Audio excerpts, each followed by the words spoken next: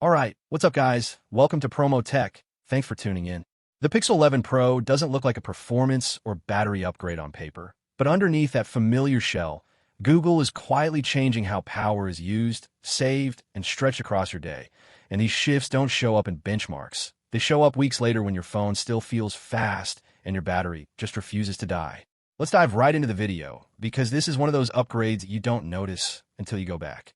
On the surface, the Pixel 11 Pro is expected to run the new Tensor G6, and normally that just sounds like another yearly chip refresh. But this time, the real story isn't raw speed, it's efficiency. Side by side with the Pixel 10 Pro, you might not see massive jumps in app opening times, but what you do notice is consistency. Fewer random slowdowns, less heat during longer sessions, and apps staying stable even after hours of use. That's not exciting in a spec sheet way, but in real life, it's everything. And here's where things start to shift. Google is reportedly moving to a more advanced manufacturing process, and that usually means better power efficiency. But instead of turning that into higher peak performance, it looks like Google is using it to control power drawn more aggressively. So rather than giving you short bursts of speed followed by heat and drain, the Pixel 11 Pro spreads performance out more evenly.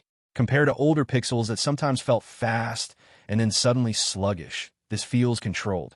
Now let's talk about heat, because this has been a quiet weakness for Pixel devices. Gaming, 4K recording, even extended camera use could warm things up quickly. Early signs suggest the Pixel 11 Pro handles this differently. It doesn't push as hard up front, which means it doesn't need to throttle as aggressively later. Side by side, the Pixel 10 Pro might start stronger, but the Pixel 11 Pro holds its performance longer. And over time, that actually feels faster. Battery is where this strategy really becomes clear. Instead of chasing a bigger battery or faster charging headlines, Google seems focused on endurance. The Pixel 11 Pro isn't just lasting longer in ideal conditions, it's lasting longer in messy, real-world use. Mixed usage, background apps, poor signal areas, the kind of stuff that usually kills your battery. Compared to previous Pixels, standby drain looks reduced, and idle efficiency seems much tighter. But here's the trade-off no one's really talking about. Charging speeds may not see a big jump.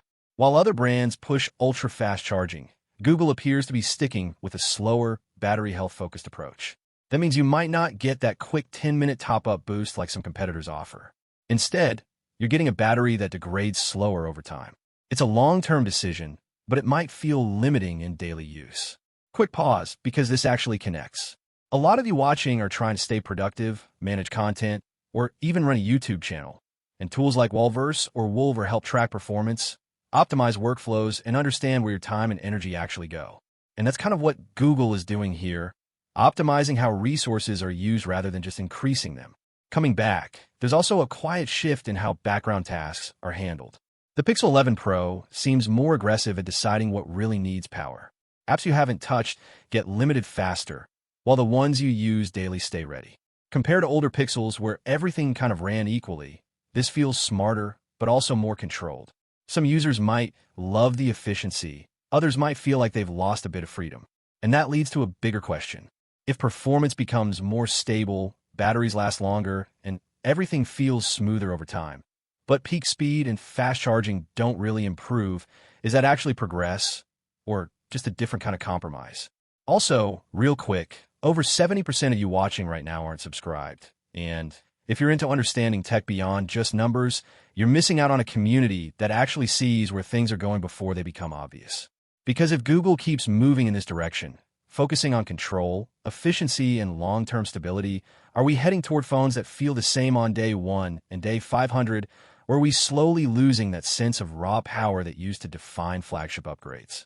Take care and stay safe. I'll see you in the next one soon. Cheers. Bye-bye.